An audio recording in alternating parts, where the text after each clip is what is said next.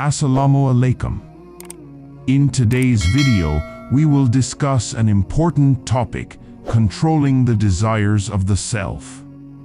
We will understand through the teachings of the Prophet Muhammad, peace be upon him, and Islamic wisdom how we can control our desires and attain the love of Allah, God. First topic, guarding the gaze.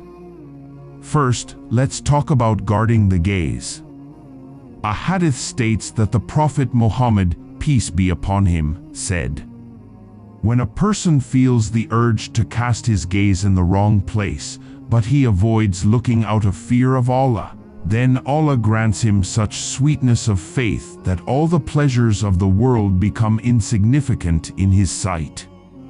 This promise is not limited to the sin of gazing but applies to abandoning every sin. For instance, when we refrain from gossip, lying, or any other bad action out of fear of Allah, we gain His love and proximity. Second topic, the true meaning of Sufism.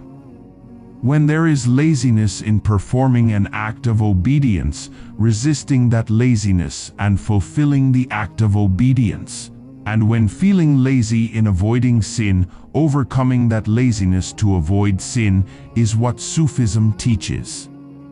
This practice leads to our spiritual growth and strengthens our connection with Allah.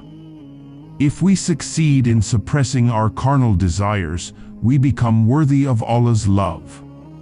Third topic, the condition of the heart and suppressing desires. Hazrat Mufti Muhammad Shafi'i, may Allah have mercy on him, used to give an example. In ancient times, Greek physicians used to prepare gold potions. When gold was burned down to ash, it would form a potion that increased strength. Similarly, when we suppress our desires, this act grants us spiritual strength and becomes a means of attaining Allah's love. Fourth topic, the state of the heart and the love of Allah. When the heart is broken, it becomes dear in the eyes of Allah.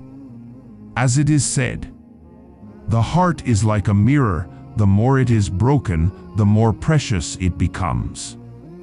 Therefore, when we suppress the desires of our hearts, that heart becomes the center of Allah's love. This practice may seem difficult at first, but the sweetness and peace that follows are unparalleled. Fifth topic, the meaning of striving. The Prophet Muhammad, peace be upon him, said, "The true fighter is the one who struggles against his own self." This is our spiritual battle. May Allah grant us the ability to control our desires and strive for His sake. Attaining the love of Allah. All these points indicate how we can control our desires and attain the love of Allah. We need to make initial efforts, but in the end, the reward we receive is better than any hardship.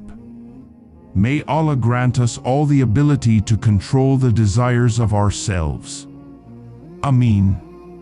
If you enjoyed this video, please subscribe to our channel, like, and share your thoughts in the comments. Jazakum Allah khairan.